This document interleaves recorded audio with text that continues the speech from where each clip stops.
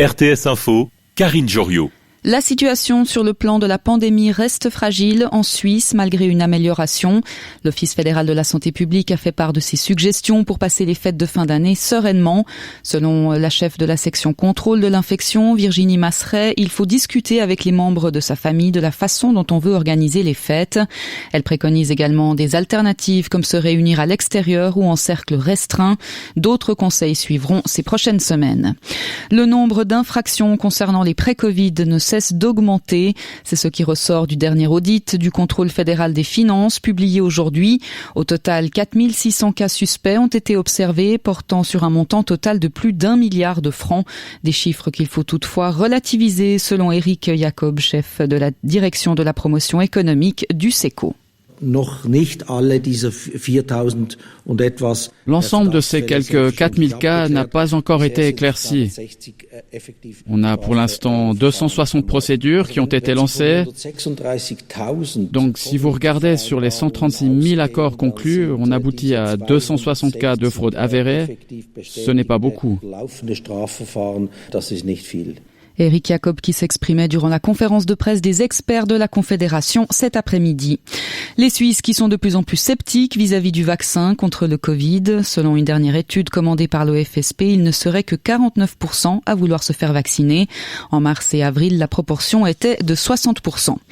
Les commerçants vaudois veulent pouvoir étendre leurs horaires d'ouverture. Une chance pour eux d'amortir le choc économique que la pandémie leur a fait subir tout au long de l'année. Mais le syndicat Unia s'y oppose fermement. Une décision épaulée par le Conseil d'État. Aujourd'hui, la Fédération vaudoise du commerce de détail et le Trade Club Vaud se tournent directement vers les autorités. Ils ont envoyé une lettre ouverte à la conseillère d'État Nouria Gorité. Les explications de Pascal Vandenberg, président du Trade Club vaudois.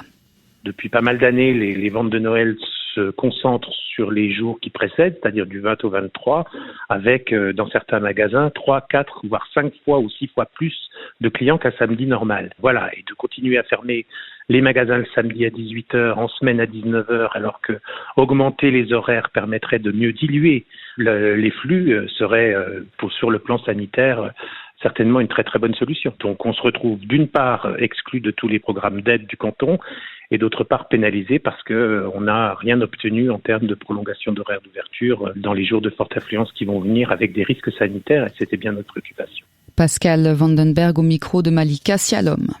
En France, le violent passage à tabac d'un homme noir par des policiers à Paris a créé une onde de choc. Les policiers impliqués ont été placés en garde à vue. 3 d'entre eux sont entendus pour violence volontaire en réunion avec armes et à caractère raciste. La scène avait été filmée et largement diffusée sur les réseaux sociaux. Emmanuel Macron s'est dit choqué par la vidéo. Le président français a reçu le ministre de l'Intérieur, Gérald Darmanin, hier et lui a demandé de prononcer des sanctions très claires. En Iran, un scientifique de haut rang travaillant pour le secteur nucléaire est décédé après l'attaque de son véhicule par des terroristes armés près de Téhéran. La victime était le chef du département recherche et innovation du ministère de la Défense. Sa voiture a été prise pour cible par plusieurs assaillants. Quelques semaines après la tentative d'empoisonnement dont il a été victime, Alexei Navalny s'est exprimé aujourd'hui devant les élus de la Commission des Affaires étrangères du Parlement européen. L'opposant russe a appelé les Européens à frapper au portefeuille des oligarques proches du président Vladimir Poutine pour être crédibles. Il estime que l'Europe doit changer de stratégie vis-à-vis de la Russie. Je dirais qu'il faut une nouvelle approche, très claire, qui fait la distinction entre deux choses. D'un côté, le peuple russe, qui doit être accueilli et traité très chaleureusement par l'Union européenne. Et de l'autre, l'État russe, qui doit être traité comme un groupe de criminels qui a temporairement pris le pouvoir. Cela peut paraître ridicule, mais selon mon expérience, c'est une très bonne définition de ce qu'ils sont.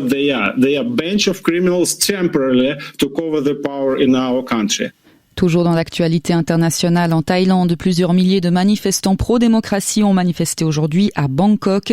Ils ont bloqué un important carrefour pour exiger un changement de gouvernement par la voie démocratique. Les protestataires demandent la démission du Premier ministre, une réécriture de la Constitution jugée trop favorable à l'armée, ainsi qu'une réforme de la royauté. Un mot de hockey sur glace. Le match entre Langnau et Ambri Piotta prévu ce soir est reporté. Toute l'équipe des Langnau Tigers a été mise en quarantaine jusqu'au 3 décembre. Un membre de l'effectif a été testé positif au Covid-19. La quarantaine a été ordonnée par le médecin cantonal.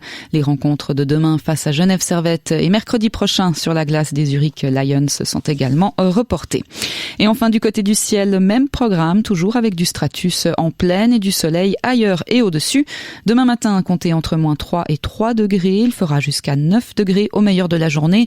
Notez également que la bise va se lever demain sur le plateau. Elle amènera des températures plus fraîches ces prochains jours. La météo avec Le Gruyère.